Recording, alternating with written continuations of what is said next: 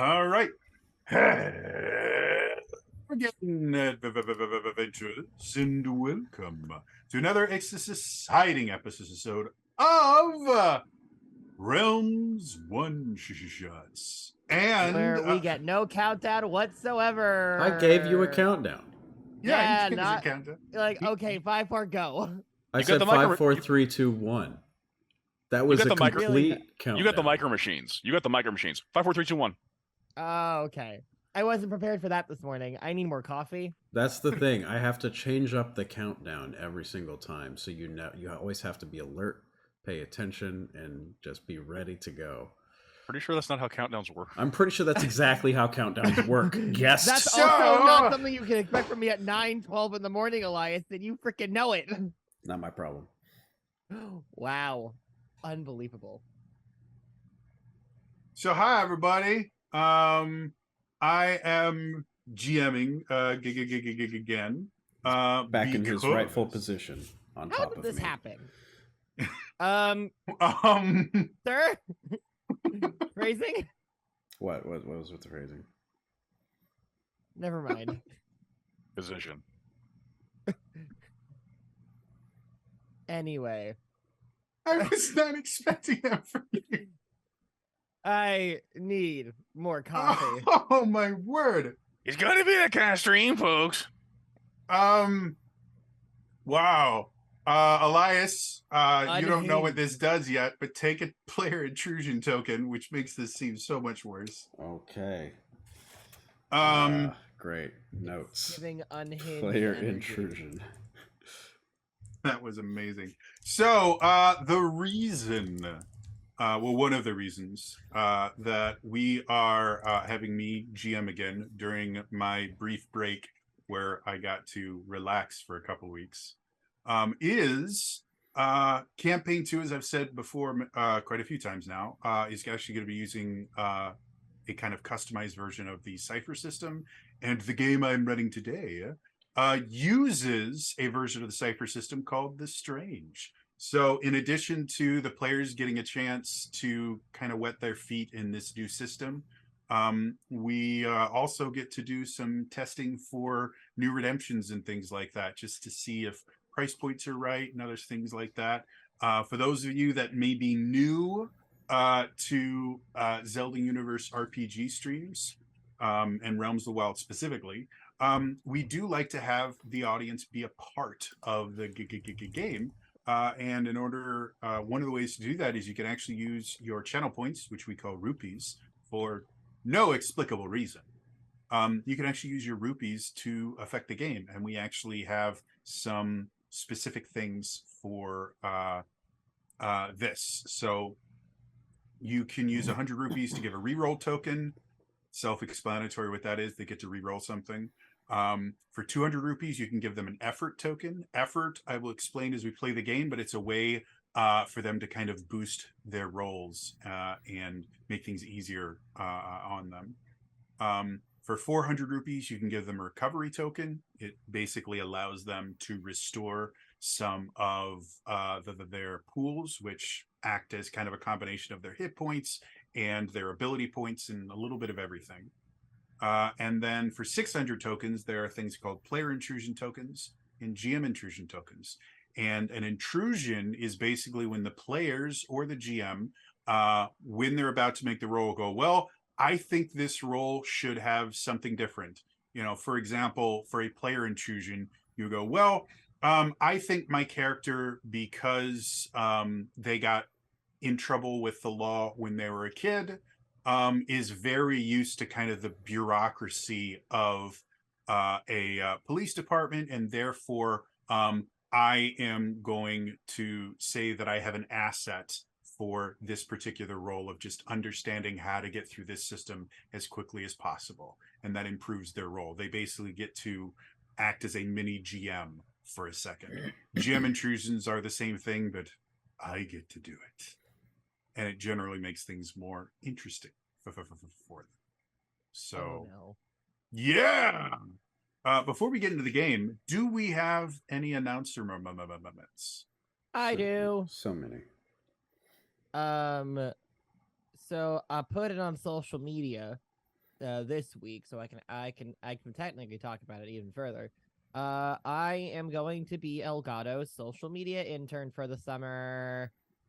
So if you follow the Elgato social media account and things look extra unhinged this summer, or if you see any sort of dancing at all this summer on the Elgato socials, that's my fault. It's a thing, and it's exciting, and I'm nervous, and all of that. And also, it'll be very, very fun. I also technically, quote unquote, graduate next week. And I say that in quotes because I'll technically be in week 2, but I'll be in LA. There's a Yay! distinct possibility that while that will make Lex unavailable next week to be on Realms, he may still show up on Realms. Yeah, I might be like coming in because I'm staying at Elias's house for Saturday and Sunday next week. So there is a non-zero possibility, depending on what the hell happens with my schedule, where I will be coming in during Realms. After which then it will just be nothing but Tears of the Kingdom and other things.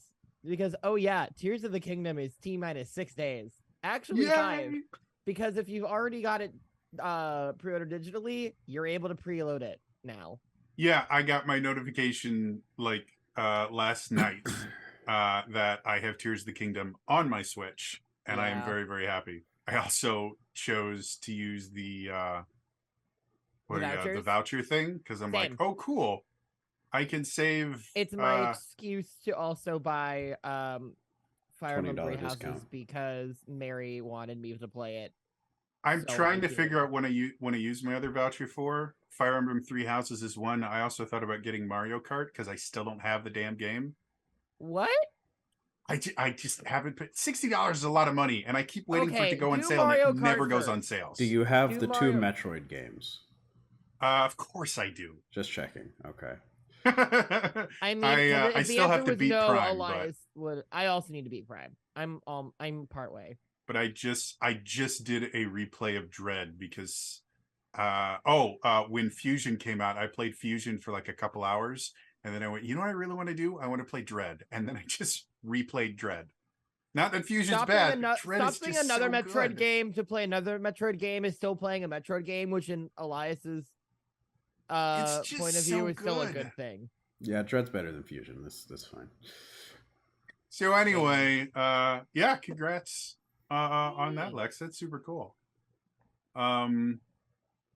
Other announcements? Do we have stuff happening actually at Zelda Universe, like perhaps on Plenty.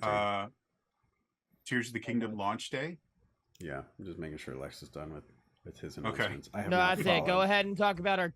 I've now Tears of the followed the Kingdom launch Elgato Twitter account for future Oh, fun. good. Direct all complaints to, is it at Elgato? Yep, at Um, Elgato.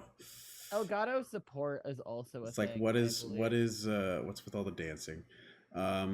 Okay. What yes. happens when you hire a This- dance major? This coming week will be interesting on the channel here. So Tuesday and Wednesday will be regular streams, I believe, from Peyton and Josh.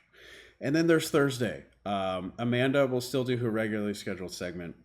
Immediately after her regularly scheduled segment, we will have a hopefully co-stream react thing to Nintendo's little Treehouse event for their launch event for Tears of the Kingdom.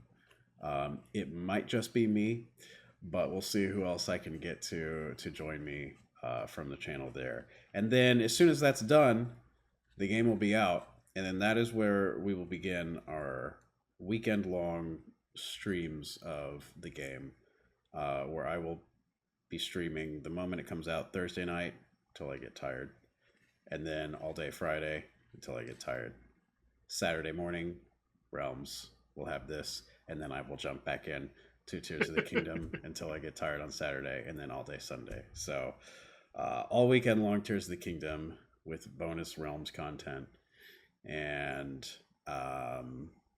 so that should be fun.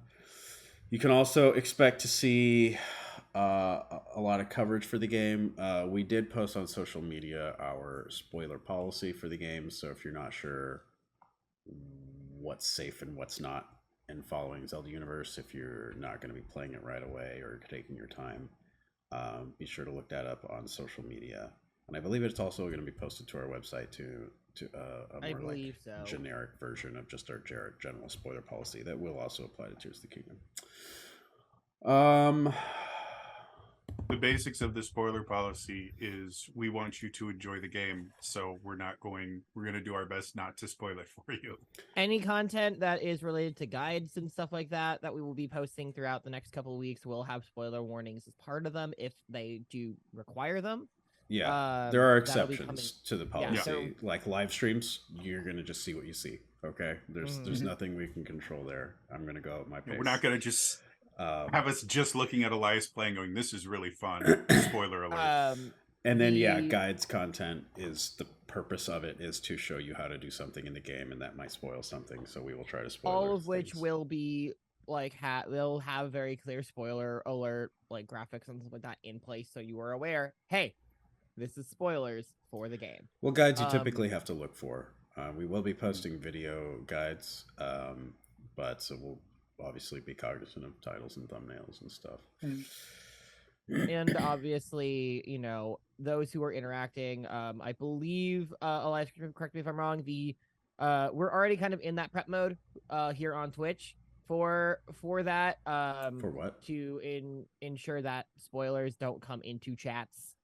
Oh and yeah, as stuff soon like as the that leak because of happened, I leaks. locked down the channel. That's why That's what I thought. you have to have been following for a week to chat right now. Yep. And just be decent people. Please don't spoil other people of the game. This is a very high anticipated game. Everyone wants to play it. I've seen some people flat out blatantly just post spoilers in other people's DMs and tweets, which is just really dumb and really just evil and rude. So don't do that. Be good people, respect each other's boundaries, and let people explore and experience the game for themselves. We're all excited for it, so let people have that moment. The That also means if this is your first time coming to ZU, I highly recommend you follow today, so that next week, when we are playing, you can do all the cool redemption stuff. Mm-hmm.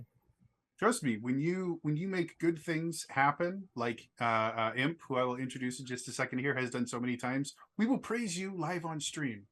And when you Or curse you out for bad jokes. Jody will praise you live on stream. That's correct. And when Or you just do go, things okay, just tell me when you're done. that... Also, and a when you thing. do things that hurt the players, they will curse your name. Maybe not live on stream, but we will say, "Damn it! I can't believe they did it again." After we're off the air, so constantly. But yeah, just be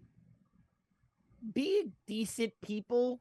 I know that's that's all asked. It seems like these days to just respect people.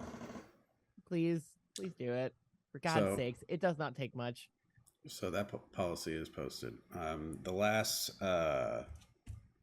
announcement I can think of is that we will be in contact with the winner of the top clip of April soon to see if they would like a $5 eShop gift card.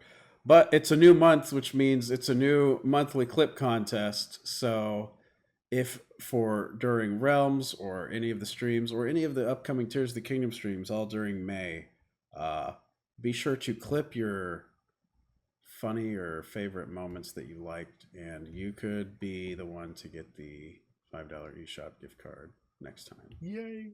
And You don't can you use want it to that? get Tears of the Kingdom Yeah. for other related. couple Zelda Well, dollars type off. $5 towards Tears of the Kingdom. You got a Correct. little ways Well, to go I there. mean- $5 off whatever you're going to pay for it, be it whatever it is.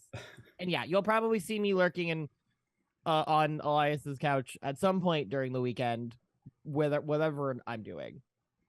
Yeah. Oh, last announcement.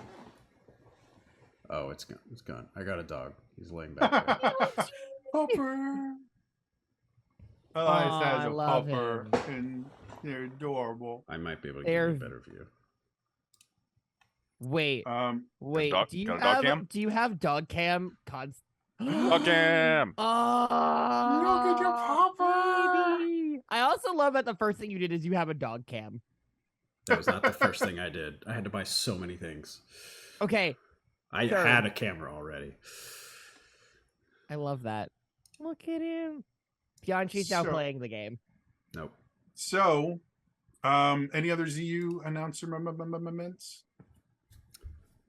I think that was all I could think of. Okay. Exciting So, week for us here. yeah, we are massively pumped. For anyone that remembers our Call of Cthulhu game that we did a little while ago that Lex ran, we had a special guest. His name was DK or DK Larations. And Donkey one of the Kong? things that he does in his spare time is he actually does 3D printing and he has an Etsy shop. He just released a product, and because he's a friend of the channel and he's one of my friends, I got permission to share this really cool thing. He calls it his Fireball bottle, and it has nothing to do with whiskey. It's a shame.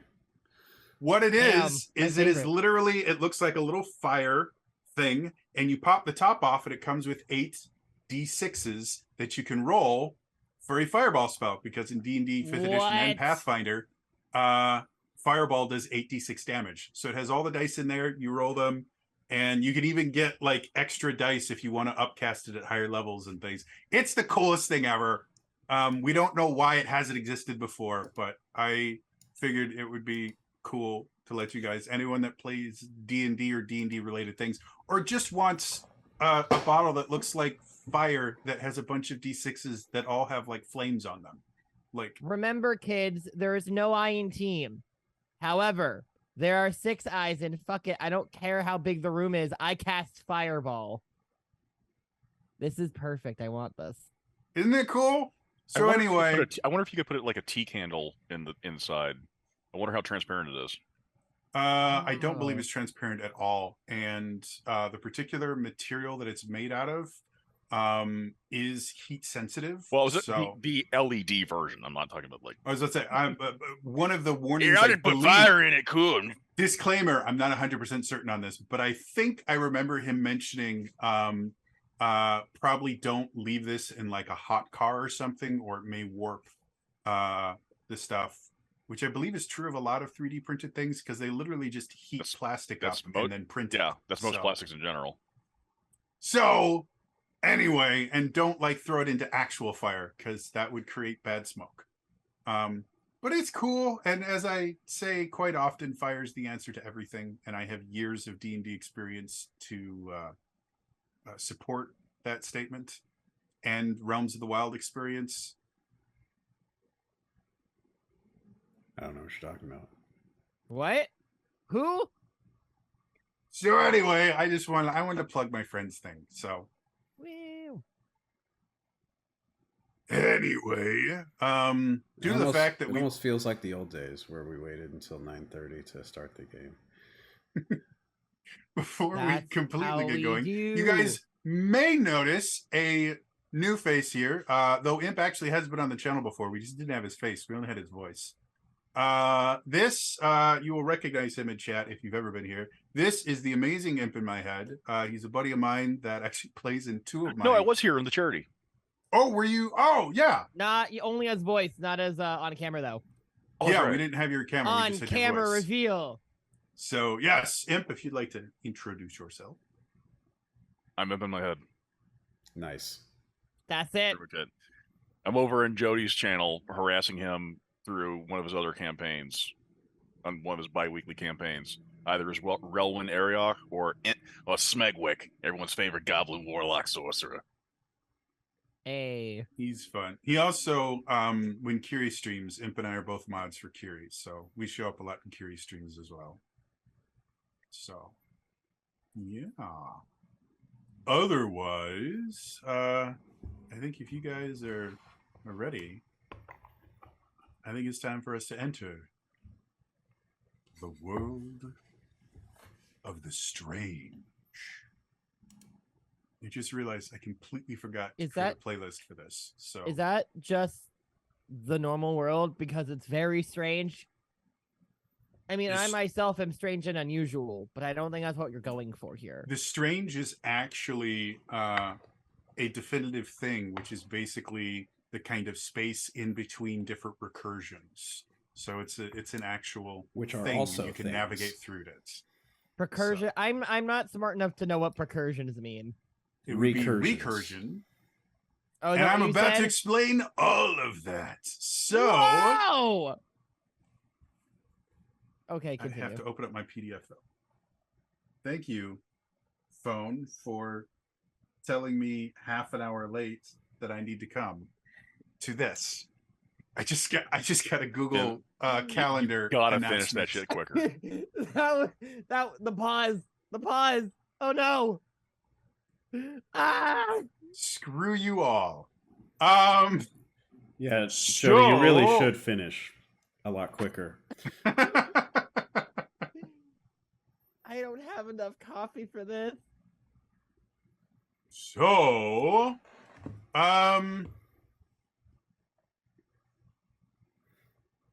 welcome to The Strange. The Strange is set in a world remarkably like our own. The biggest difference being that Earth is not the only realm that exists. In The Strange, there are various recursions, basically alternate realities, inspired by fiction and imagination. There might be a reality based on Sherlock Holmes novels, where Sherlock Holmes and Professor Moriarty are actual living people, and the Hound of the Baskervilles shows up. There are other ones that are more vague, based on horror movie tropes, or one of the closest recursions to Earth is a realm called Arden, which is formed from the collective ideas of fantasy in general. So there is magic there, and dragons and elves and things like that. The players are part of a group called the Estate. The Estate is a clandestine organization that patrols and protects Earth from the dangers of the strange and various recursions. All of the player characters are what are called quickened. Quickened effectively means that they are aware of the strange and the fact that other recursions exist, and that knowledge has unlocked special, almost supernatural abilities in them. They are faster than your average human, stronger, and sometimes can do things that shouldn't be possible, like exploding things from across the room. Why don't we start off by everyone introducing their characters? Let's start off with Elias. Happily. Sorry, I'm hearing a snoring dog. And then look. All right. So as you can see by the name below my face, my name is Arlo Colton. The thing you need to know about me is that I know how to use a gun very, very well, and it helps that I happen to know any weakness of any enemy that I am pointed said gun at. I know their weaknesses. So being good with guns, knowing weaknesses, no problem. Easy, simple. Cool. Lex. Hello, my name is Johnny McDaniel, but you can call me, but friends call me Flip. Don't ask me to do a flip. I'm not good at flips. But you know what I am good at? Seeing things. I can see things that most people can't. It's what people call like the hidden. I can see that. And sometimes things that are like from alternate recursions, like find their way into places they shouldn't be, I can stun them and throw them back where they came from. and throw them into places where they shouldn't be. So, a flips. Just don't ask me to do a flip, please. Okay. And then Imp. I'm going to be playing Vanessa Torg. I can hit things with a stick. I can hit things with 2 sticks. I know how to fight. Pretty much, if you can hold your own battle too, that's a little bit more respect I got for you. Cool. So, the adventure for today. You are estate operatives, and you've got a badge to prove it. The estate is a secret organization that monitors activity on Earth that originates in alternate recursions and, generally speaking, puts a stop to it for Earth's safety. You've been touched by the strange yourself and have abilities regular people wouldn't understand. Those abilities are what make you a perfect operative for the estate. You and your team were assigned a new mission, which started today. You've been in the air for a couple of hours with a coach class ticket from Seattle, Washington to Sioux Falls, South Dakota. You're on your way to investigate a man called Father Foss of the All Souls Church of Deliverance, which is located in Sioux Falls.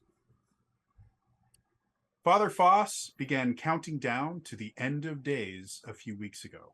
Of course, crackpot evangelists do that all the time, but in this case, local televised news reports showed Father Foss pulling off several tricks that bamboozled the local media. A few reporters went so far as to call the tricks actual miracles. But you know a lot more than local reporters, thanks to your briefing. The briefing you guys have been given is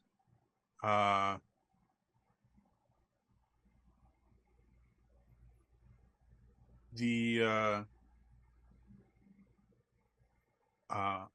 All Souls Church of Deliverance has become a front for another company that creates. I have like 17,000 pages I have to look through for this. I believe in you. For a group called the September Project. The September Project has been utilizing next generation quantum computing hardware to create what they call the War Code program. The War Code program effectively has created these things called war glasses, which allow normal, non-quickened humans to effectively kind of download the abilities of a quickened individual into them without any training, without having to learn about the strange or anything. They effectively kind of create superheroes.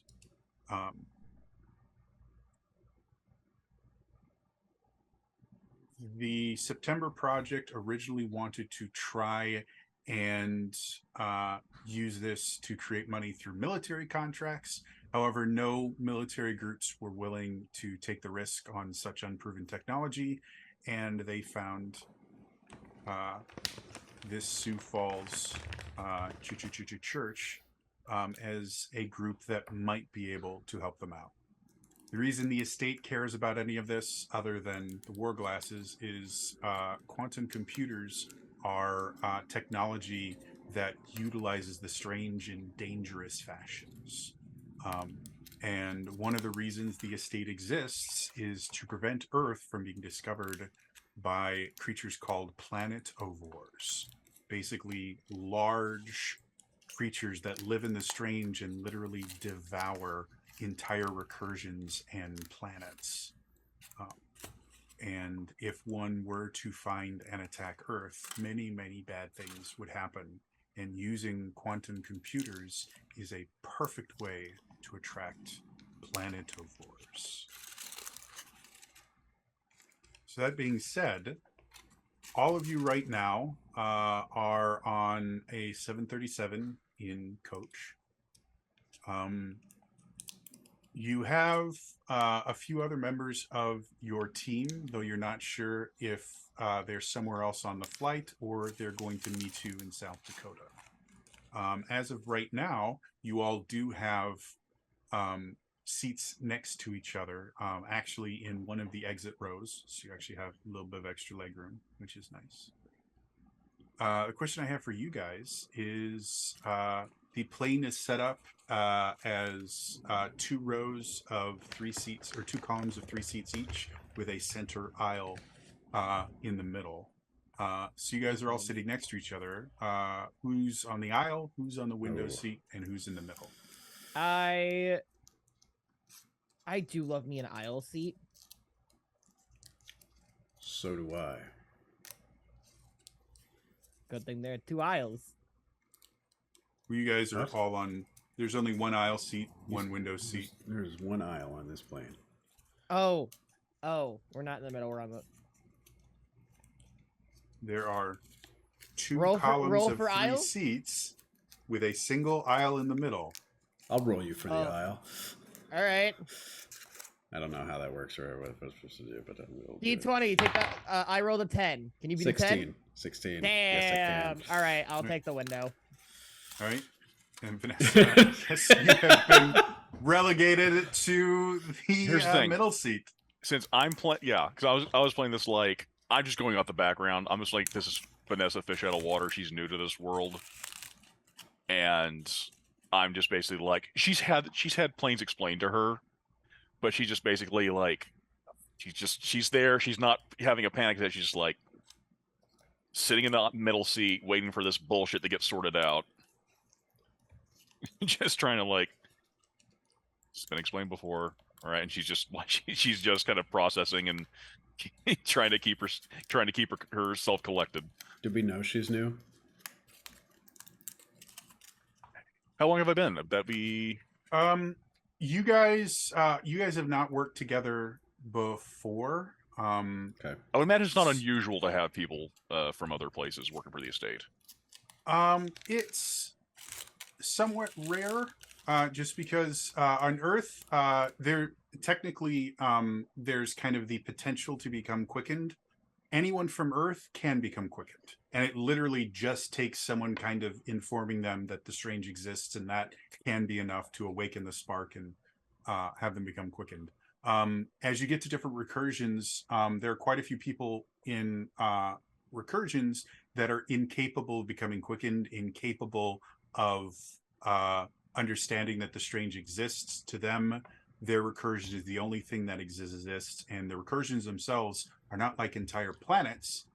Some of them are just very small areas, and so people that do not have the spark is what it's called. You could explain to them the strange, you could use magic powers and things like that, and they will never be able to understand it. So as far as someone from Arden working for the estate, it's probably not super common, because the estate is specifically for protecting Earth, not Arden. So you I'll let you decide. But if, people finding they their way know. here, I think Generally the estate's job is to prevent people from recursions from coming to Earth, and prevent people from Earth going to other recursions unless they belong to the estate. Which So I imagine you would they're- be somewhat unique. You're not the only person from Arden that works for the estate, but there's not, it's not like half the people that work for the estate are from either Arden or Ruck. Yeah. So I'll let you decide if everyone knows you're from Arden or not. I don't think she sees a reason in hiding it aside from from outside of the estate. That has been explained to her, but it's like she's not local and she doesn't care about anyone else in the estate knowing. Okay.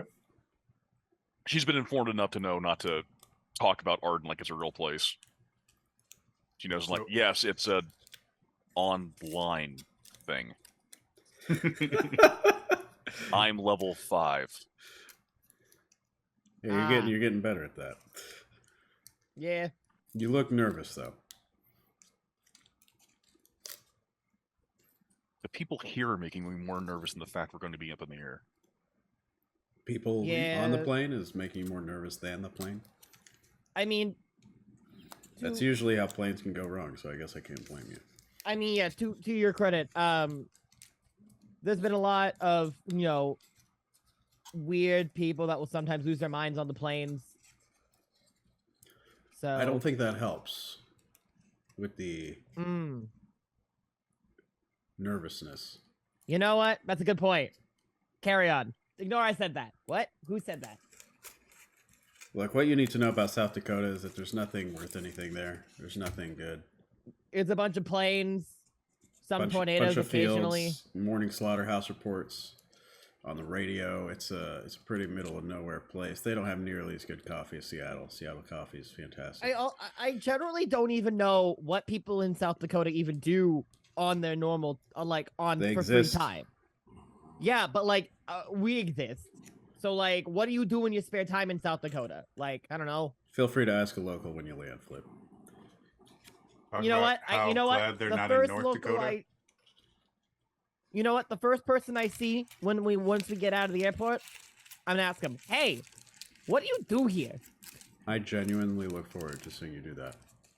Good, Don't because disappoint I'm gonna. me. Don't disappoint me. I mean, listen, I know that's easy for me to do, but I'm gonna do it. You're gonna ask someone, I or mean, you're gonna ask. disappoint me. Okay. Ask somebody, not disappoint you. I mean, I might still do it anyway. You know me. Just keep eating my snacks. Vanessa just like, is it time for the tiny drinks yet? So, so Also, as you why is everyone on this plane being referred to as a Karen? how do they all have the exact same haircut? It's weird. Wild.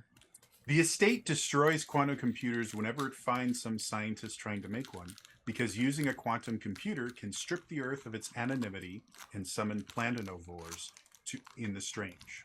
Unfortunately, a quantum computer isn't exactly what Father Foss probably has. The estate recently learned that a group calling itself the September Project utilized next-generation quantum computing to create the War Code program.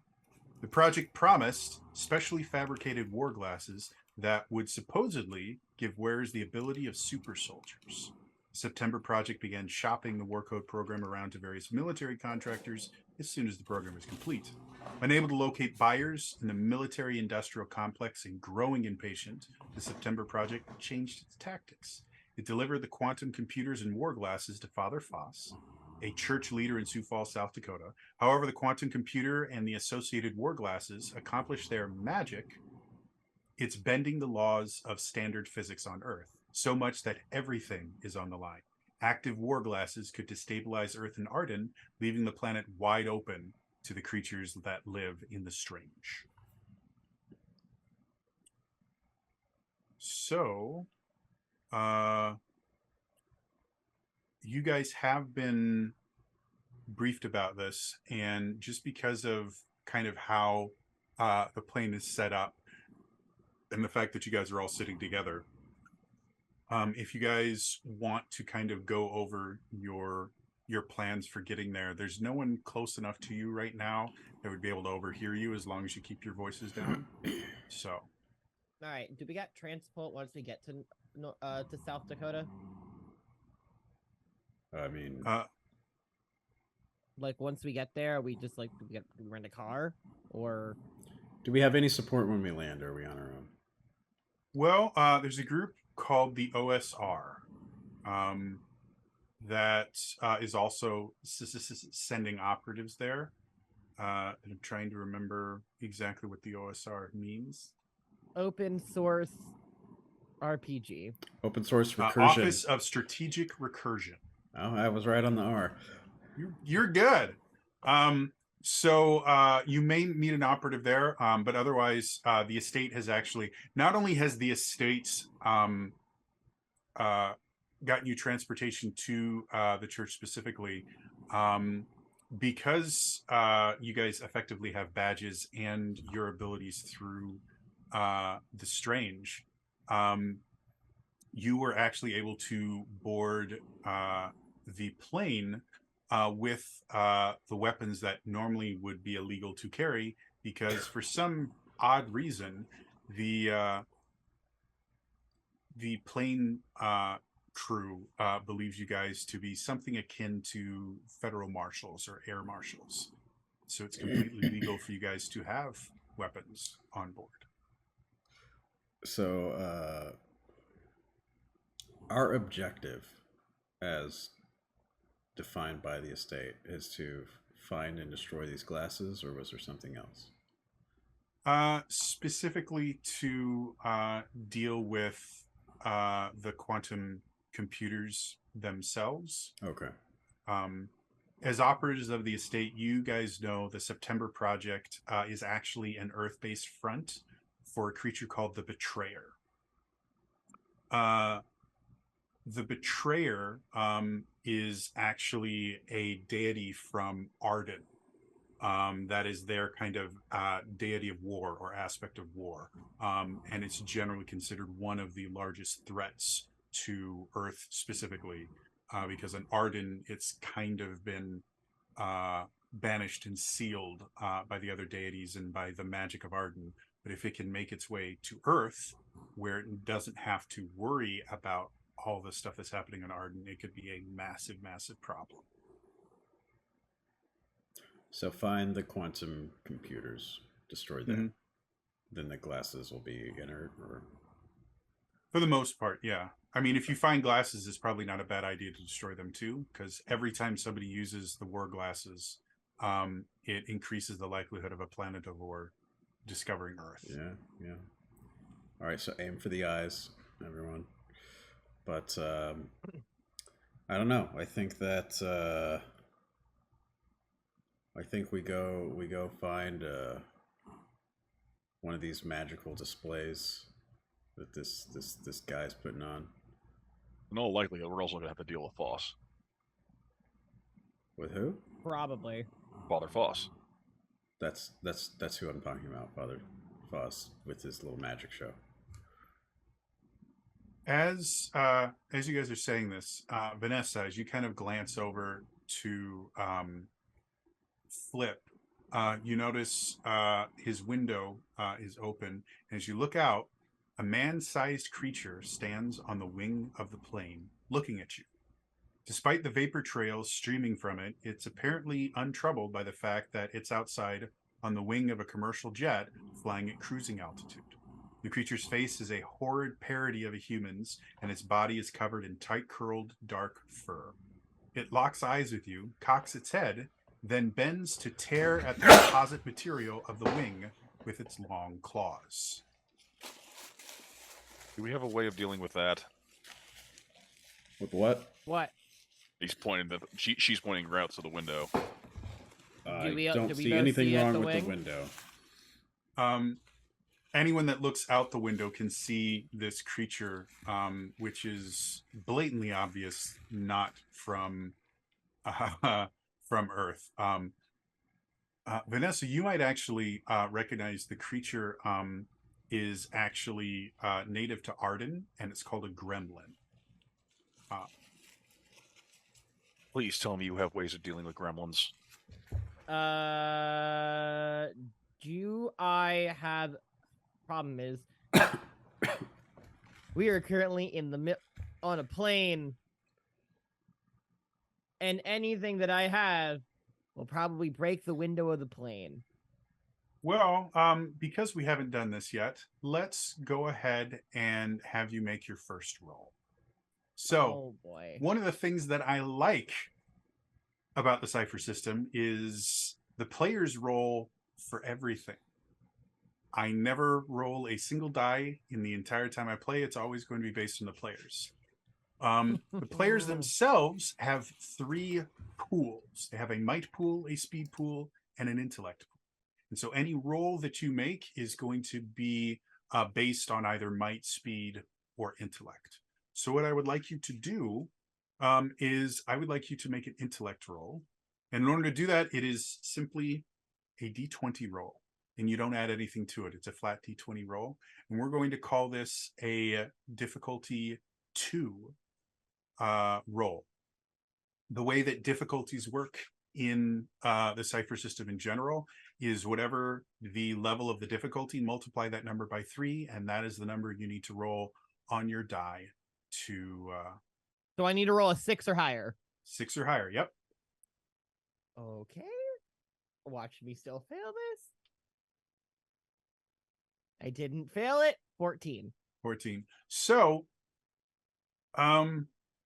having a decent knowledge of how planes work and things like that, you're relatively certain that if you shoot through the windows are double planed, and if you shoot them, they will shatter. And that will cause the plane to depressurize and all that fun stuff. However, the fuselage is sturdier than that. If you were to shoot through effectively the wall, it will create a leak, which will create panic, but it won't immediately depressurize the plane. And the plane is actually designed to deal with small leaks and things like that. So the plane can compensate for a few small holes the size of bullets in the fuselage, but shooting a window out will destroy the window, and the massive change in pressure will probably will probably rip out part of the fuselages as well. So if you wanted to go that route, you could. You guys are also sitting in the emergency exit road, so if you wanted to blow the door off, you could do that as well. That'll also depressurize everything. Yes. Well, my understanding it's not an easy thing to do when the plane's in flight. Easy? No. But possible? Yes.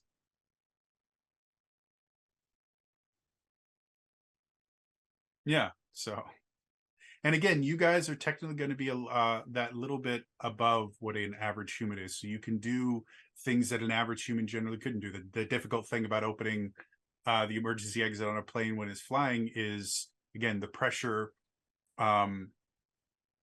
Like everything is designed to keep everything in, so it takes a fair amount of force to do that. And you guys are stronger than your average human. So, however, as you guys are sitting here and kind of contemplating, this gremlin is ripping apart the wing, and you think within the next minute or two here, if something isn't done, it's going to damage the wing bad enough that the plane will no longer be able to fly.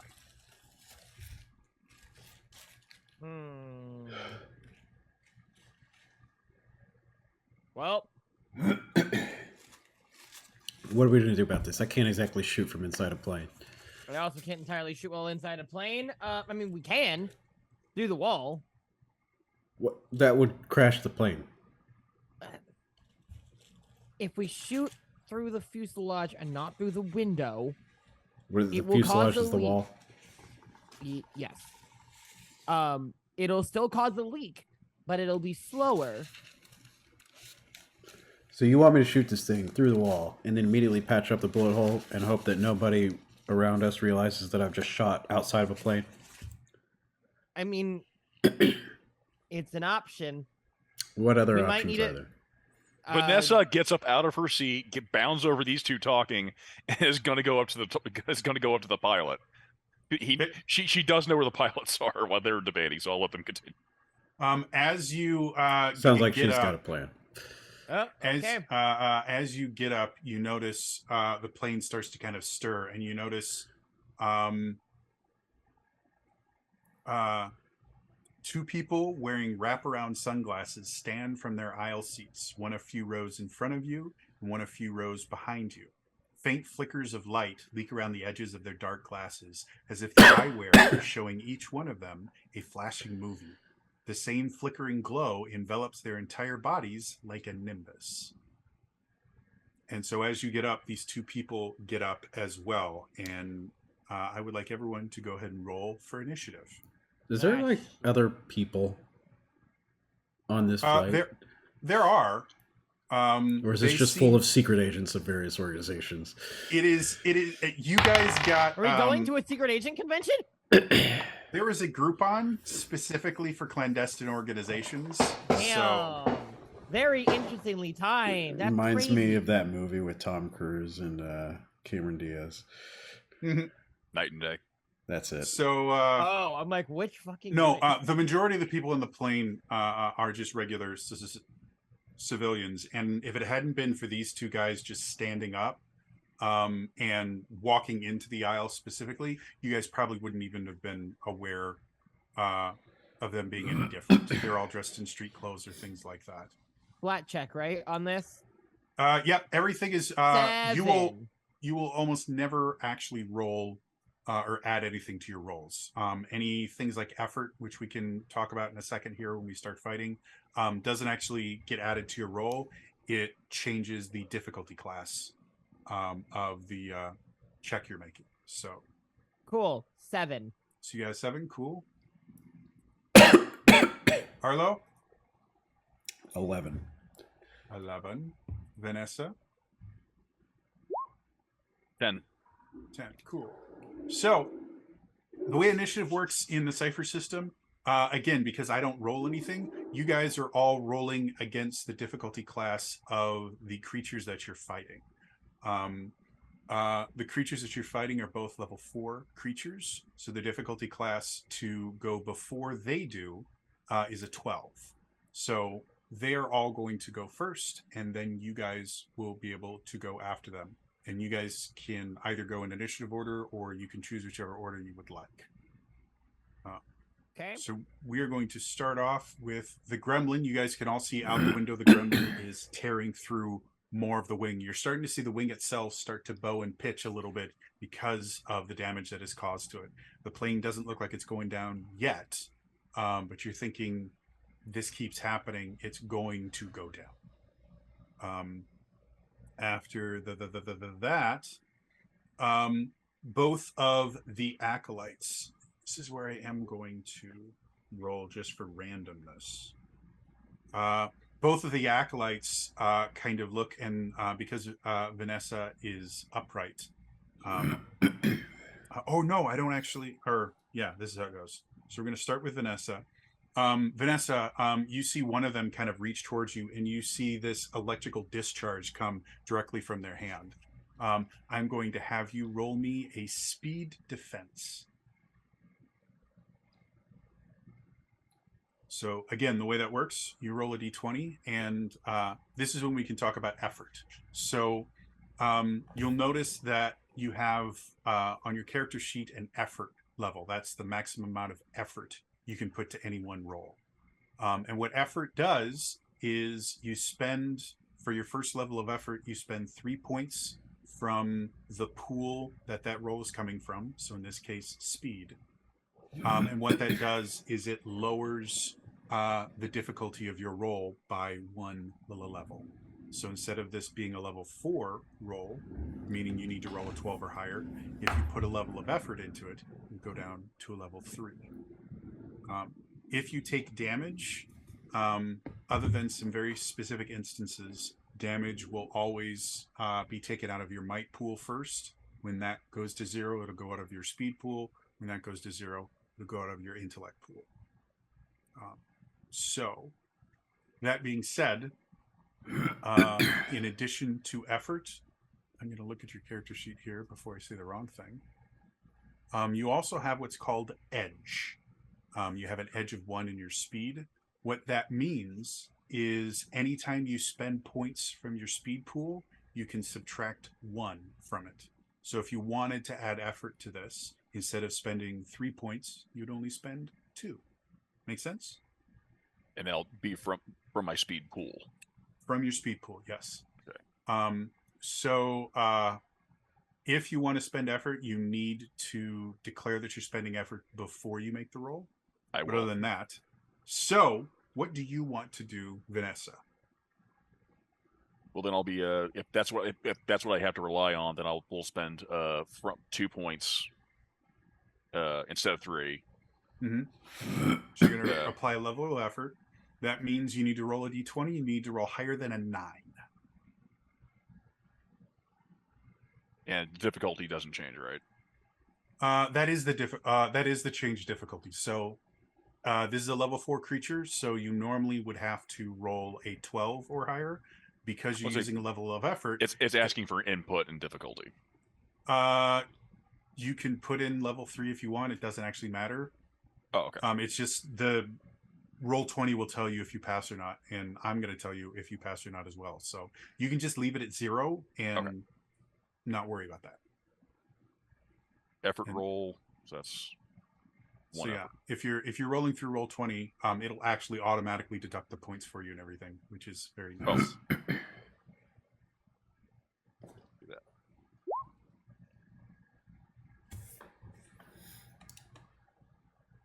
So, what did you roll?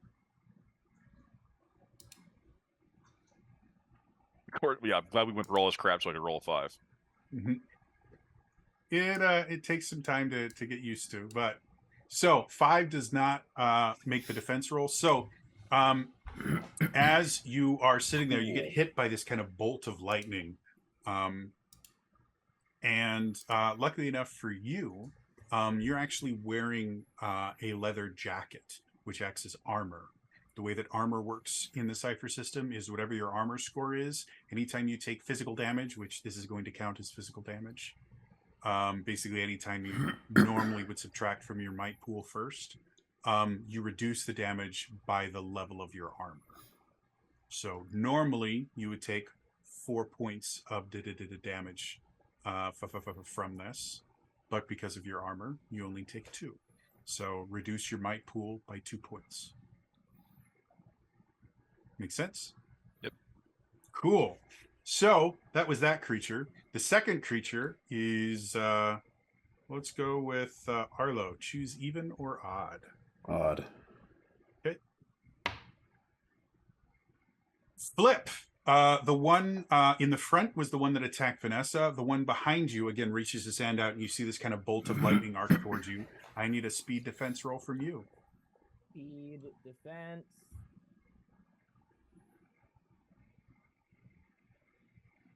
And What again, was if the you would like difficulty? difficulty, it's a level 4 creature, so difficulty is 12. For those who can't see Roll20 watching in chat, I want you all to know that when Imp rolled speed, there's like a whole math equation here, and we'll Yeah. print it out. So that's fun. Again, they make it a lot more complicated than it's a d20 roll. Just roll a d20. Even if I put an effort point into this, And again, if you want to use effort, you need to decide before you roll, not after. wouldn't have mattered. I rolled a 5. Cool. So, bolt of lightning comes and strikes you as well, doing 4 points of damage. So, for So your might character, first. yep, always go might first, unless I specifically say 4 points of intellect damage or something. And then for you, you Ow. have no armor, so No. you just take all of it. Man, if only I knew how to flip. So that being said, both of the characters have done that, and the plane is sufficiently panicked now because these two people have not only just stood up and started glowing, but they're also shooting bolts of lightning, Emperor Palpatine style, at you guys. And the cabin crew, again, assuming that you are air marshals, have decided it is best to let you deal with this and are doing everything they can to get the passengers into as safe a place as possible without getting shocked by lightning. So we're going to start off with, let's start with Arlo. What would you like to do, Arlo? All right. It's not going to matter if we defeat them if the plane crashes. So, what I would like to do, I have no idea how the system works, so I'm going to describe it and you tell me if it's possible. Sure. Just going to try to call an audible here where I'm going to try to shoot before I do anything. I want to see if I can like rip off like one of those trays on the backs of the seats. Okay. And my plan is to shoot a piercing 9mm shot through the whatever he called it, fuselage. Okay. Knowing the creature's weakness, trying to shoot to the weakness, just get that thing off the wing, and then immediately cover the hole with that ripped off tray to repressurize. Sure. Let me know how much of that I can do. You can definitely do all of that. The way that combat works is everyone just has a single action. As part of that action, you can use distances are measured in 3 kind of intervals. You have immediate distance, basically everything within about 10 feet of you. You have a short distance, which is anything within about 50 feet of you. Then you have a long distance, anything within about 50 to 100 feet. So as part of your action, you can move up to an immediate distance. And I think, trying to kind of rip off one of those tray tables, we'll say that you can do that as part of your action, but it is going to require a might check from you. Okay. So how do I make a might check? So you just roll a d20, and if you want to spend effort on it, you would take those from your might pool. Also, if you have any skills that you think kind of qualify for this, like perhaps maybe one of I your have skills... no might skills. Okay, so you don't need to worry about that then. Okay, so I yeah, have I have 2 might pools on this sheet, I think. So the one that's red is your current pool, and the gray one. Right, but even is that, I your have 2 of maximum. those.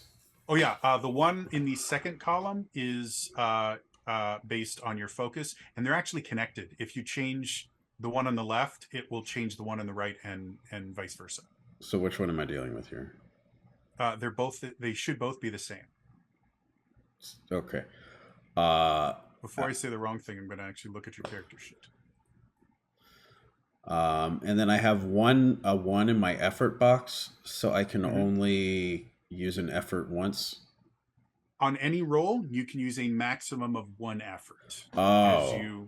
As you level up, your effort score will increase. So then is there any reason to not use 1 effort every single time if it's every roll? Every time you apply effort, you have to use points from your might pool. So eventually you'll run out of... And that's also our health. Yep. Those 3 boxes total our health. Mm-hmm. Okay. So I'm rolling against my might score? Nope, you're just anything that happens, I'll decide just how difficult it is. Ripping a tray table off of a plane, I don't think is going to be an excruciatingly difficult thing. So but I have to determine what I'm spending on it before I know the difficulty, or can I know the difficulty? No, I'm going to tell you the difficulty right now. So it's going to be a difficulty 3. So you have to roll a 9 or higher on it. Okay. And then adding... I'm sorry, how do I reduce that difficulty? Or you would spend 3 might points minus if you have an edge in... I have 1 edge in might. Okay. So it would be 2 might points. You just take those right out of your might pool, the red number. If you mouse over it, you can actually just click it down because it has a little counter thing on it. Right. You take 2 might points out, and then you make your roll. And instead of having to roll a 9, you have to roll a 6. Mm-hmm. And then remind me, I'm sorry, how does effort factor into that if I choose to use that? Effort is what would reduce it to 6. If you apply a level of effort, it reduces the roll. It reduces the difficulty by 1 level. So I have to use effort. Okay. If you don't use effort, you have to get a 9. I see. If you do use effort, you have to get a 6. All right. Well, let's try that because I've got an edge. I'll reduce it to 8. Okay. I think there, and then I have to roll a 6 or above. Yep. To pull the thing off. Right. Okay. Mm-hmm. It's a 20. So you have no problem just kind of I specifically rip off flips. Yeah. Yep. And then how are you going to attack the gremlin? I can identify its weakness, right? Mm-hmm. Just as part of, I don't know, is that on my sheet somewhere how that works? Or effectively, if you use that particular ability, it's an find the flaw. Find the flaw. There we go. Yeah. If you click on the magnifying glass underneath it. If an opponent has a straightforward weakness, the GM will tell you what it is. Does he have a straightforward weakness? Gremlins are not known to be particularly defensive. You think as long as you hit this thing square, it's probably not going to enjoy being shot. Okay. Does it look like it's got like a solid like stand grasp on the wing, or does it look like it's It doesn't seem to be gripping onto it or anything. It just seems to be kind of stuck to it. all right? Like Well, you don't see it like holding on for dear life. It's just there. let's try to unstick it. So I will try to just hit it center mass. Best So shot. firing through the fuselage, Mhm. because you can't see it, is going to increase the difficulty by 1. Well, I'm kind of like looking out the window and then like doing that and kind of adjusting. Still going to be slightly more difficult than being able to shoot it by looking at it. Sure. Yeah. So good thing I'm a that great turns shot. the difficulty into a difficulty 5, meaning you need a 15 or higher. Yeah, we're gonna. And shooting your 9mm is a speed attack. That's great. Okay, so I have an edge and speed too, so we're gonna subtract 2 from that with that effort. Okay. And that's gonna take it to 12. 12. Yep. You need to make a 12 on your D20 roll. Now, as a reminder to everyone in chat, if you would like to buy reroll tokens or anything like that, Or effort tokens. So effort tokens do what? It's a free level of effort for you. You don't have to spend any of your points to put effort. You're still limited by your maximum effort. Okay. But instead of having to spend points, you can just use an effort token. And then.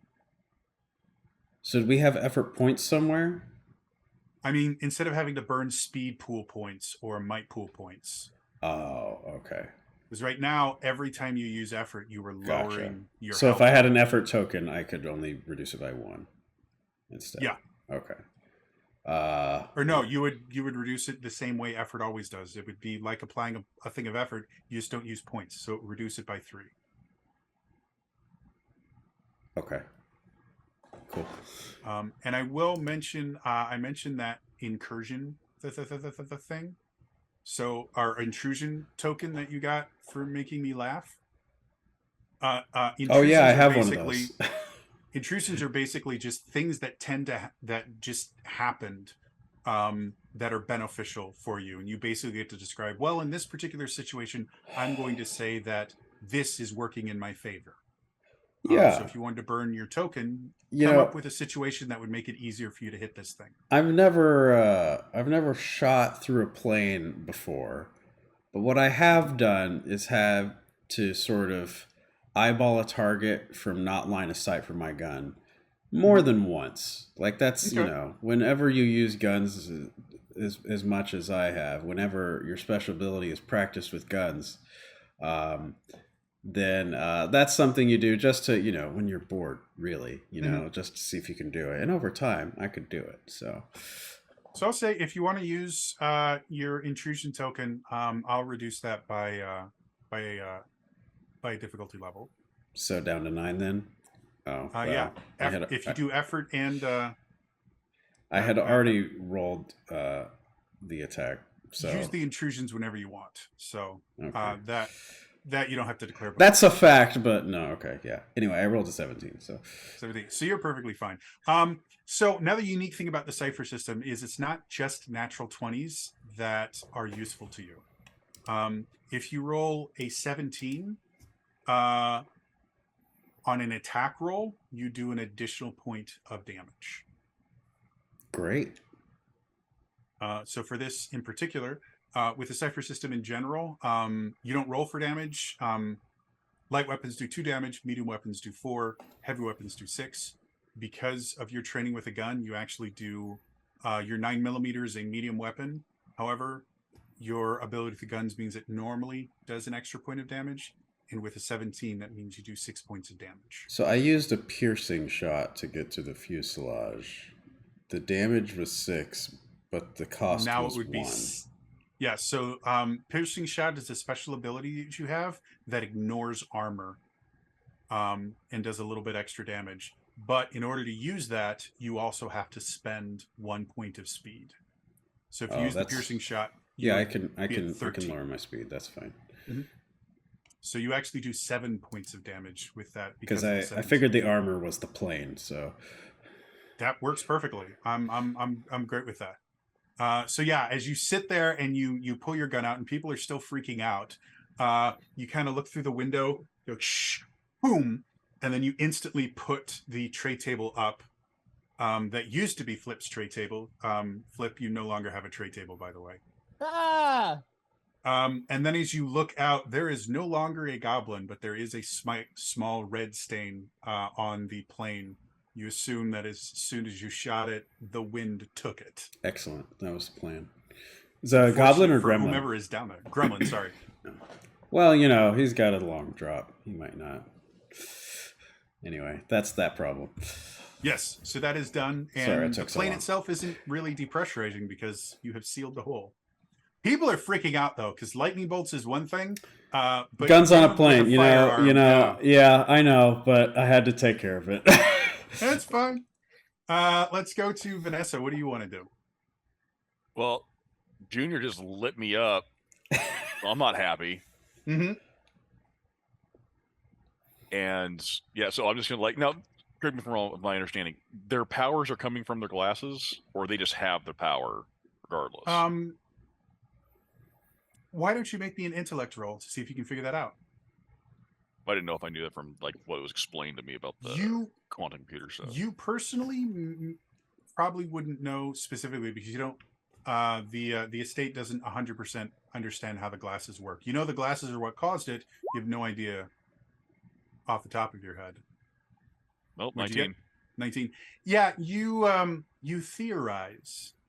It's the glasses that are doing this, and because the glasses seem to be continually flashing, you think take the glasses out and these guys will be mostly useless. Or better yet, take my stick and bash their glasses in. If you'd like to try that. Yep. I'm gonna go up to the one that decided to go zappy on me. I'm gonna like neat trick, and I'm swinging for the eyes. You name your stick Trick? Yeah, what are the names? It's a nightstick. Why would you name your weapons your people? Well, There's a line I want to use from Game of Thrones. You said neat trick. I said neat trick. I thought you said meat trick, and I'm like, what? Why are? One other thing about the Cypher System. On rolls of 17 or 18, they only really matter on attack rolls. And they do extra damage. A roll of a 19 gives you a minor effect. Basically something small that helps you out. So in this particular instance, let's say you have an asset on your next attack roll against one of these guys. So it'll be one step easier for you to hit. If you're specifically aiming for the glasses, it'll be a little bit easier to hit it. Okay. I'm also gonna do some effort. Okay. I will say aiming specifically for the glasses, because they're very well secured, would normally increase it by a step. But because of your minor effect, it doesn't. So. Okay. So taking from my pool 2 from that and whatever you've just given me. Nothing I'm doing is taking from your pool. It's changing the difficulty class. Well, no, I'm applying effort. Oh, so you're applying a level of effort. Okay, so this goes from difficulty 4 to difficulty 3. I thought you were giving me I thought I was getting another bonus from my intellect as well, from the intellect roll I was getting. But okay. You did. It normally would be a difficulty 5. Okay. So intellect lowered it by 1. Your effort roll lowered it by 1.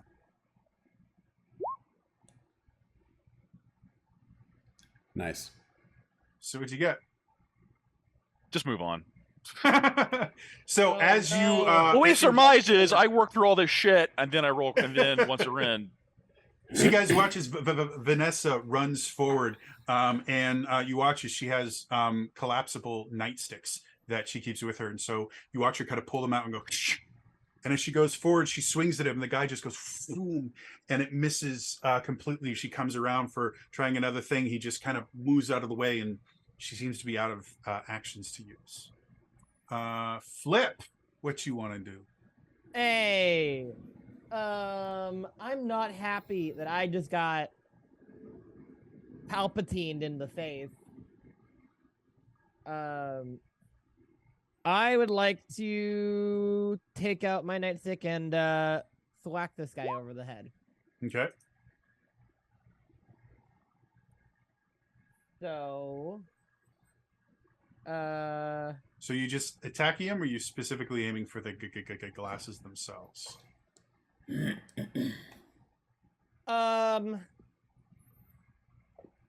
I me guess get to the I should glasses. ask, because the only one that has figured this out thus far has been Vanessa, unless Vanessa has decided to inform her You allies. saw what I was swinging for. He, despite it didn't hit it. I'm I aiming for the also glasses. said while we were talking on the plane earlier, aim for the eyes.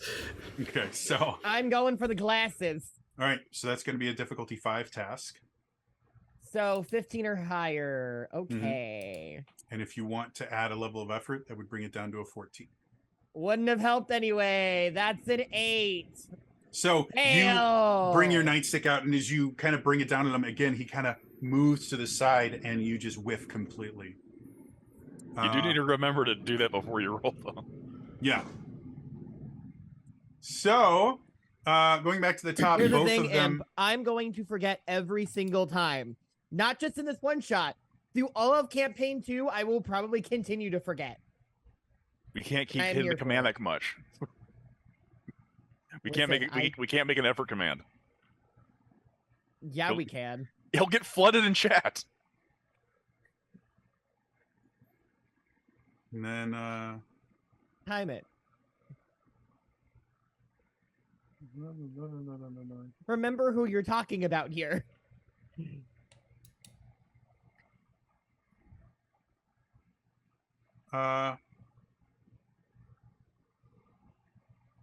So the one closest to you, Flip, you see him take out something that you recognize as a cipher.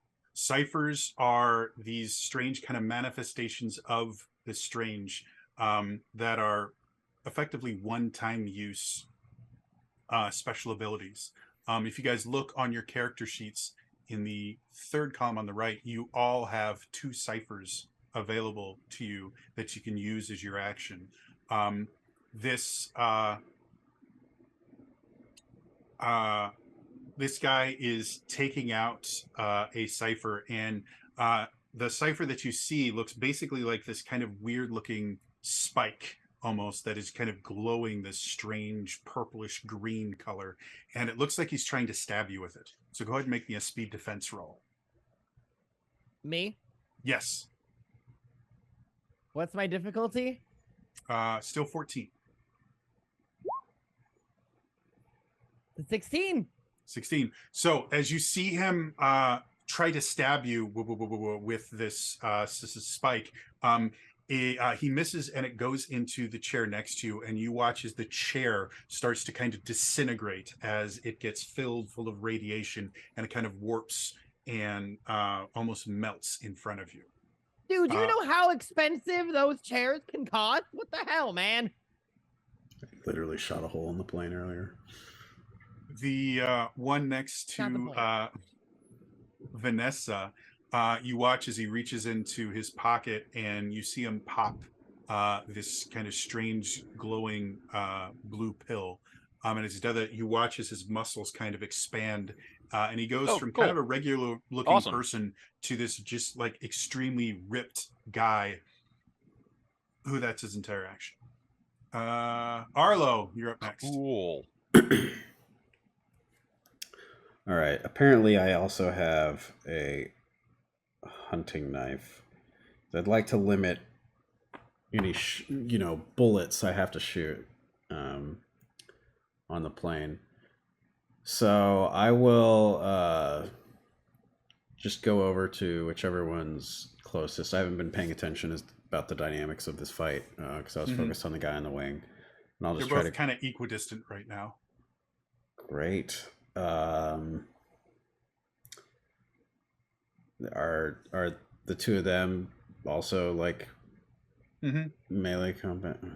Yeah, they both try to do melee. So you have these. You have Flip and one acolyte behind you, like 10 feet, and then Vanessa and one acolyte ahead of you about 10 feet. So they're all within an immediate distance. Okay.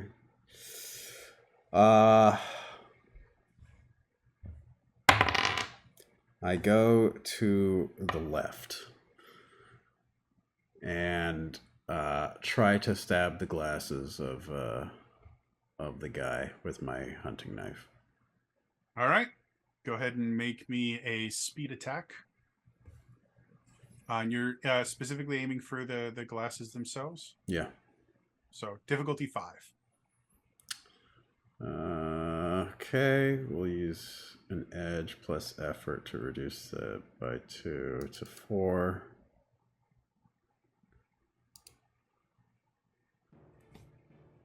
There, now we have some combat music.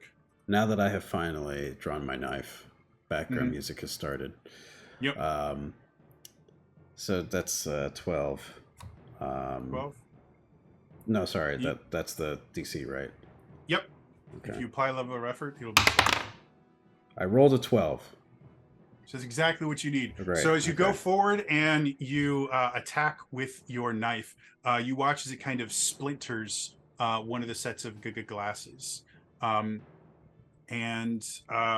the kind of nimbus glow around him kind of goes and turns off, and then the guy collapses because without the additional benefit of being quickened, a knife to the face is a relatively debilitating condition, and he falls to the floor dead. I take my knife out. Okay. Vanessa, what you want to do? Since he popped a pill, I'm going to guess that's something else entirely from the glasses. So I'm going to use a point for my might. Take that out of the pool, and I'm going to do bash. Okay. And I'll go ahead and click that just so we say that in chat. And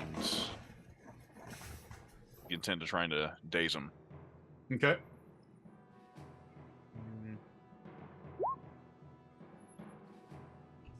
That's a 20. Cool. So with a nat 20, you can get a major effect, which can be as simple as just 4 extra damage, or again, something big is beneficial to you. So in this particular instance, if you wanted to just say you destroyed it, or you took the glass, like you bonked him on the head and then you took the glasses off him so you have them intact, those would both be major effects. I think for her, she would still she was trying to daze him, crack him in the head, so she's more than happy to take the glasses out of the equation. Okay. While she dazes him. So you watch as Vanessa, getting kind of annoyed with this dude, kind of crouches down, spins, and clocks him on the side of the head with her nightstick. And as she does, the head of this dude goes flying, and the glasses kind of pop up, and the dude collapses on the ground because, again, without them, even with the pill, okay, cool. he's down, and you kind of grab the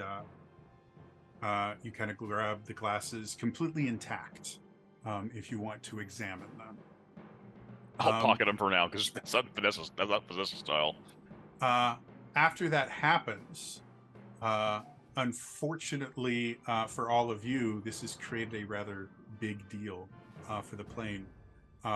But you are to the point where an emergency landing would be more difficult than just continuing to land in Sioux Falls, seeing as Seattle and South Dakota are not particularly far apart. The cabin crew comes in, and the head of the cabin crew goes, "What the? You!" And he goes immediately to Arlo, who's the only one that brandished a firearm. What the hell is all this stuff? What answers? Vanessa points to the melted chair and goes, "Terrorists." Well, yeah, that's true. Yeah, pretty much. I'll also point out to the window for what you can see, if you still see the blood on the wing. At this point, it's more of kind of a pinkish stain because the wind has wiped most of I it off. imagine some of the passengers must have seen that thing on the wing. What's that? Do normal people see those things? Actually, that's a good question. I don't think so. I don't know. I've never thought about it. Anything kind of fantastical. If Is it like a that would, Cthulhu? Their brain kind of like explains. what happens is either seeing something like a gremlin will either quicken them, or if they're not able to be quickened to that point, their brain just doesn't handle it. Their brain will explain it away. Yeah. Well, okay. So, So the blood's there there, is though, right? damage to the plane though. Like the damage is still there. Yeah. Like it ripped off part of the metal and stuff. There's some wires hanging out. Look, so- something was Oh. attacking your wing. It was going to make an emergency landing for you, and not the kind you like. I had to take it out the only way I could. The plane's pressurized again for now. Again, but this is just because we were on a plane, and even though Vanessa's new to this world, that's all she constantly hears through security checkpoints and all that shit. She goes like terrorists. That's all these people seem to care about, terrorists. So Are we done now? So this guy's freaking out, and everyone on the plane's freaking out. She's like, so You're welcome. no, she's he's trying to kind of address the No, rest no. of the group. We have some wonderful air marshals that are flying with us today, and they have dealt with a problem. We are completely safe. We want to thank you for using Heavenly Airlines. And if everyone wants to return to their seats, we're going to go ahead and turn on that fasten seatbelt sign. And she goes over to Flip. I think we need to give you a new seat, so we're going to just move you over to this one. And you're now a couple rows ahead of the other one. And we'll be landing in about 40 minutes. So enjoy Biodome. Vanessa's patting the bodies down for anything else. That one, Biodome, you swear to God. this is clearly a budget airline. Spirit Airlines, who? Yeah, it's a Spirit Airlines parody. But while this is going on, Vanessa's like, one dude pulled something out, another dude popped a pill and went and tried to go venom on us. So he's like, so she's going to be like just patting down before we have to do anything else. Obviously restraining if we have to. As far as you can tell, like it's text. actually kind of impressive how little there is, because they're wearing just street clothes. They have IDs on them, which, due to your kind of unfamiliarity with this this planet, they look like the ID that you were given to be able to get on the plane. So you can't really tell much about them other than they have names on them. But other than the IDs, John Yaya, John they- Big Boutte. they've got nothing else on them. They don't even have cash on them. There's no credit cards. Like, it's literally an ID in street clothes, street clothes, and that's it.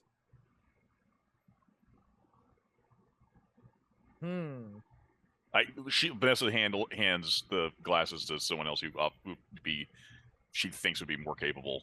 Okay. Just holding the leg. Anyone taking them?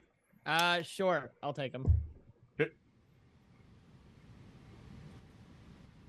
I now have a 747 interior.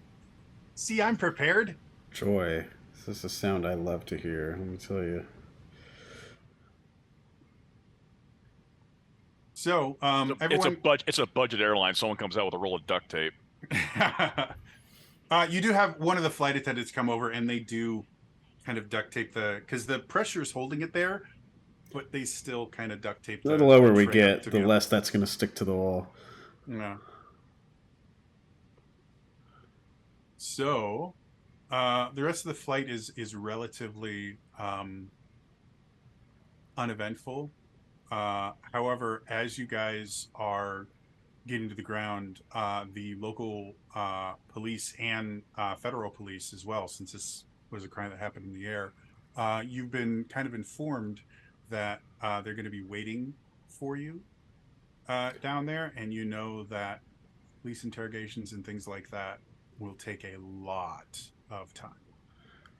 So, Do we have, like, I assume this is not the first time we've had to deal with police because of stuff we've had to do. Is Yeah, there do we have like a estate liaison we can call ahead for? connections? Like,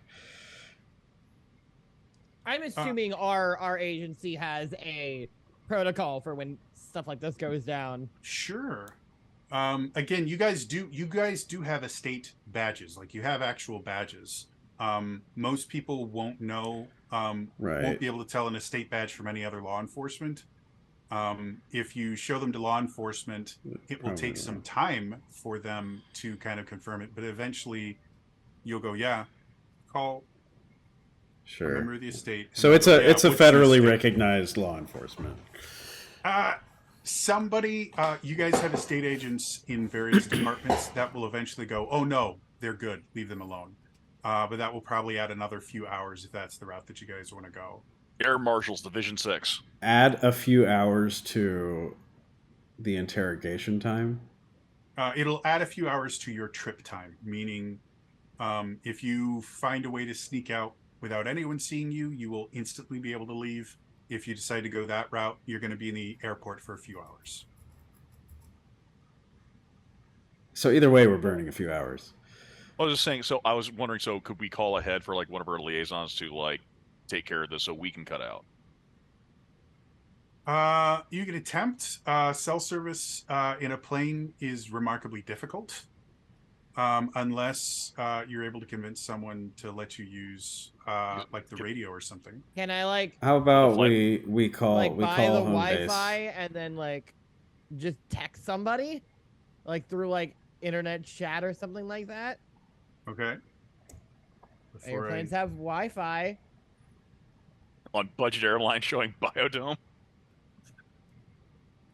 I feel like It's- Spirit. I've never flown Spirit, but I feel like they also have a Wi-Fi thing. I have, unfortunately, Do they? probably. There you go. Can I attempt to communicate with my agency over like the company Slack or something?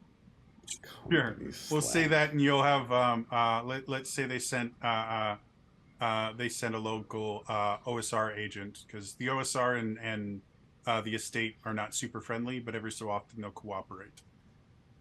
Open source recursion agent. Yeah. You also do have, because you rendered him unconscious, you didn't kill the second one.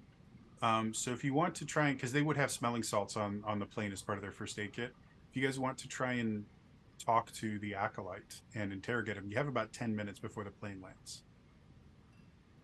I'm going to presume we use zip ties, like we were given like air Sure, marshals yeah. type stuff. It's perfectly fine.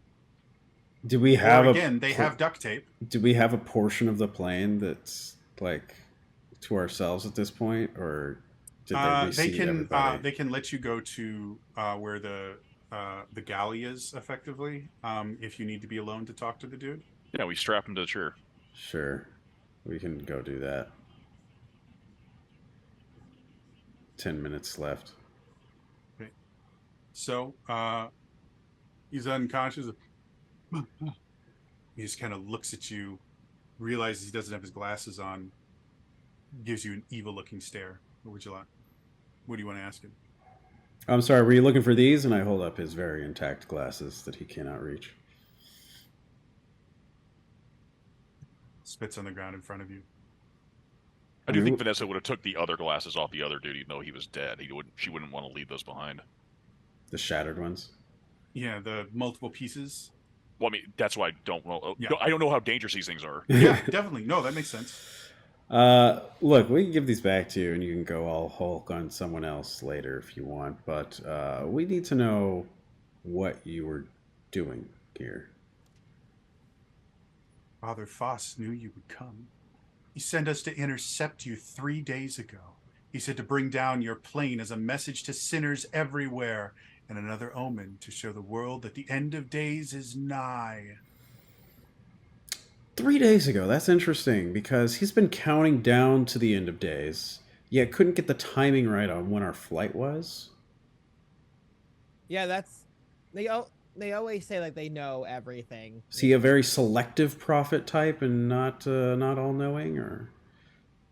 I mean, aren't they always? As a region to pack, I was given an itinerary. Yeah, we have.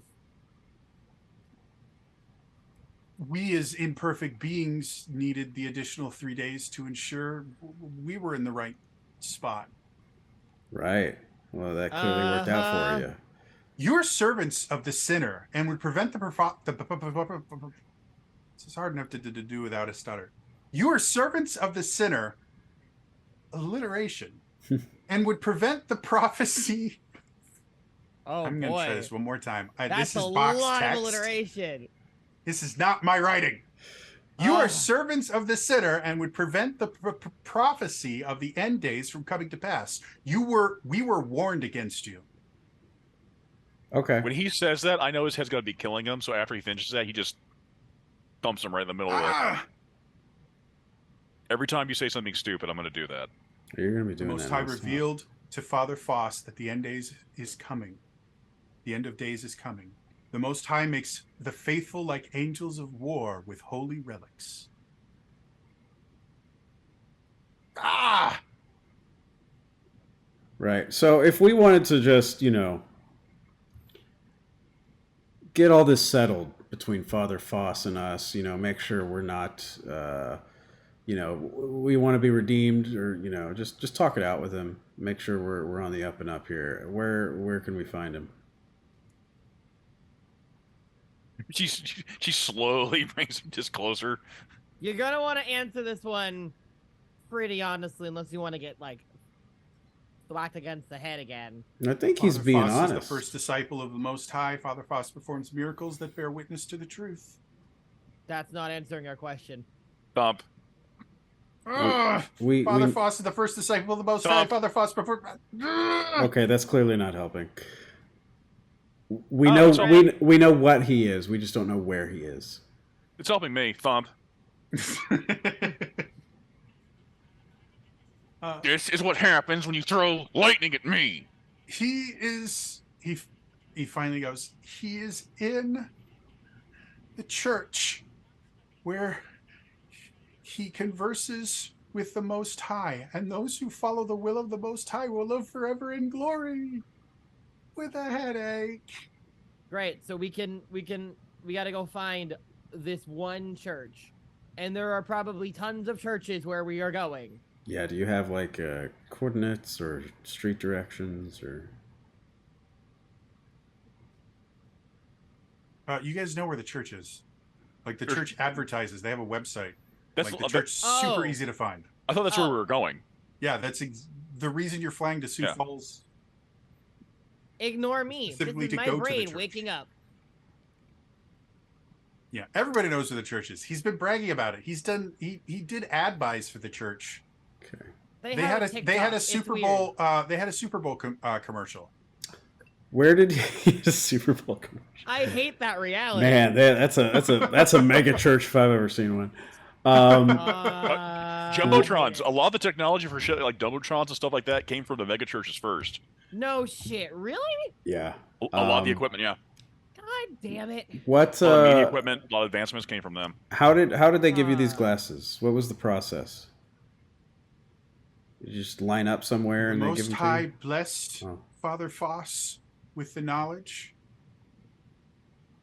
and he gave us the holy relics to enact the Most High's justice against the sinners and his servants.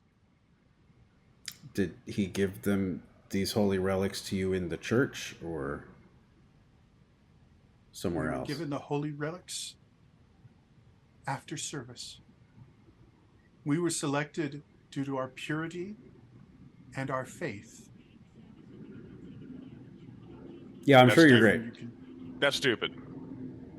Ah!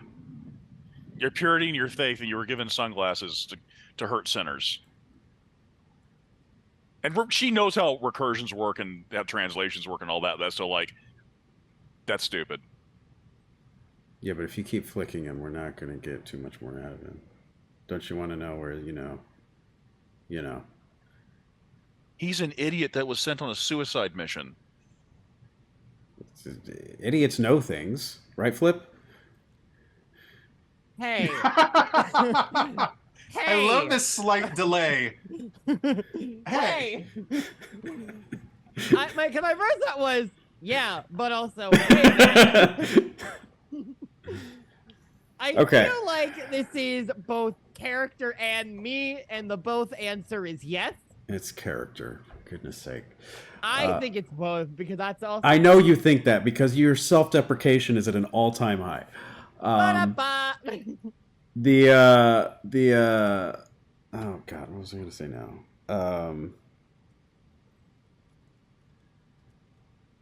What else do you think he knows? I think that's what I'm trying to think. I'm sorry. The jet engines they're terrible. I They're forgot, very loud. Forgot my noise canceling headphones on my seat.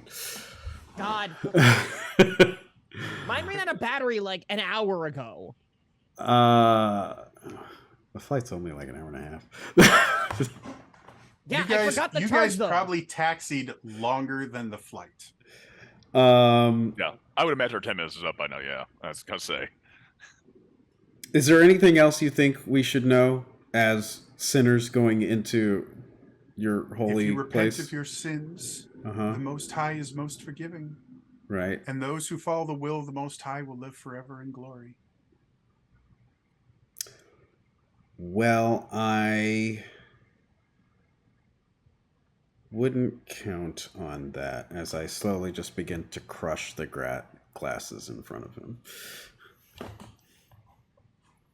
He gets really, and like he starts like trying to fight, but he at this point, the pill that he took is worn off completely. And Feel so, free to flick away, Vanessa.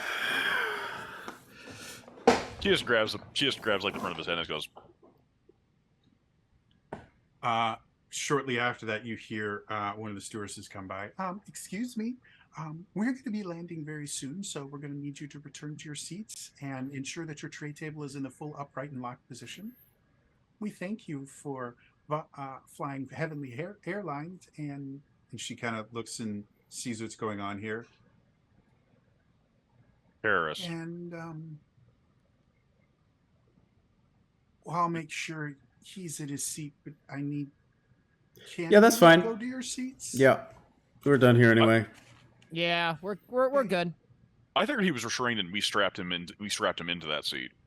Oh, that may be, but she's still going to look at it like, okay. I mean, I'm sure you don't want him getting up again. Yeah. Can you go back to your seats, please? Yep. Yeah. Thank you. And you see her instantly rush off to find the head steward, who comes back and kind of figures out, and he mentions to you, by the way, we've been in contact with ground control, and they'll have people standing by to take these people off the plane and can debrief you and everything. Great. Okay, sounds good. Flip, did they get back to you? Yeah, they're sending somebody, I guess, to. Yeah, they said help. you basically just got a text of, "Okay, we'll take care of it." Happy face emoji. Yeah, Oh, that's so we should be cool. they're compromised. It's a GIF pops up. It's just of a cry brave. And then you get another text like, "Would you like to increase your follower count?" No. God.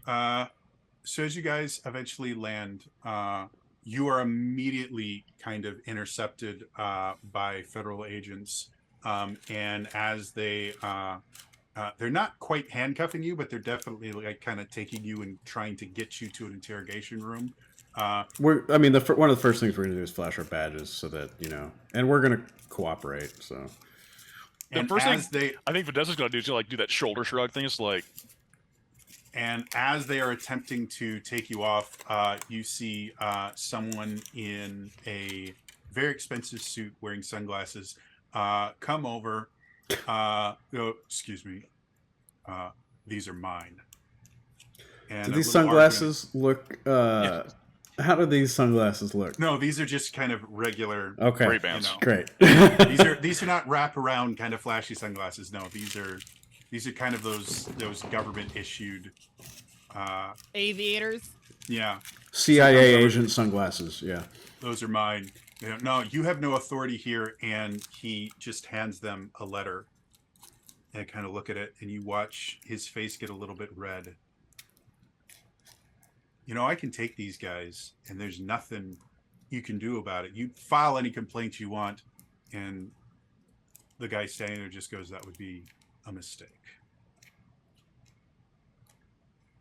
And the rest of the agents kind of look to the head agent. And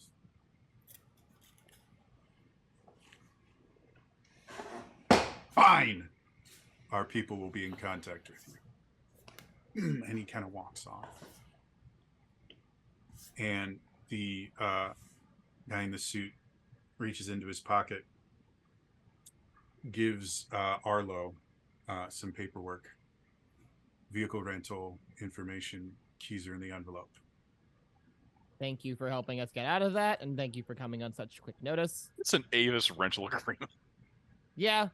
Hey, Try look. not to create an international incident again. We were attacked, and there was a gremlin on the plane wing. We had to do what we had to do. Yeah. There wasn't Understood. a lot of great options. And he just does an about face and walks away. I'm Unfortunately, assuming I would have told Go him ahead. that, right? what? Like that I'm assuming that when I reached out, like, yo, we have somebody meet us there? I would have explained the situation. Mm-hmm.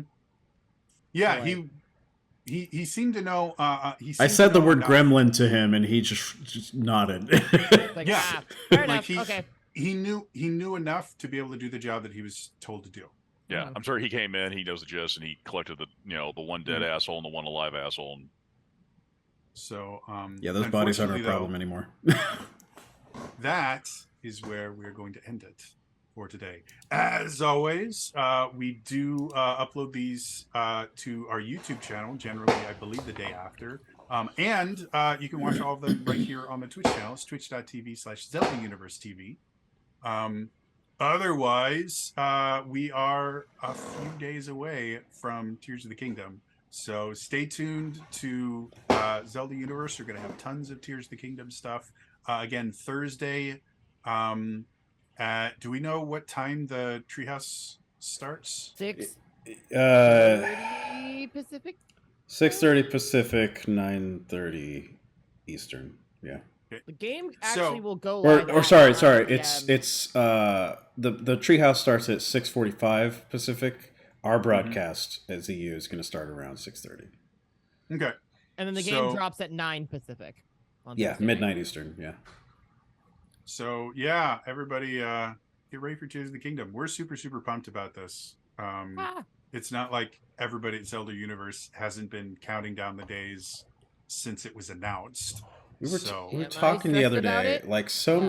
many staff members at Zelda Universe have not been on staff for a major release. So many of them came on after Breath of the Wild. It was very interesting. And like for those who were here for Breath of the Wild, we are going into this one even more prepared than we were for Breath of the Wild. yeah. I mean, we're in a much better spot than we were for Breath of the Wild, objectively. yes. So There are some last Anyway. minute things to do, but I hope you guys enjoyed this. Again, always a little bit rough learning a new system, but I think towards the end we started to kind of get into our groove for this. It's good. It's that- good that we're learning it now, so that it Yeah. will go smoother in the first episode of the campaign. I will forget all of this immediately. Well, I mean, if you guys remember the first episode of Realms, like you were still learning Open Legend, despite the fact that we'd had all those games before then. So We were learning Open Legend for like 20 episodes. I've been looking Yeah. at them, and it's just it's we've been also- rewatching them. Keep in mind, that was my first time role playing in like an RPG setting, and it was live. So I didn't really know what I was doing or how to make characters that were fun for like the hundreds of episodes that we had. Y'all aren't ready for the chaos I'm bringing into campaign 2. It's going to be fun. Anyway, again, that is going to be all from ZU today, and we will see you guys next time. All right? Bye-bye.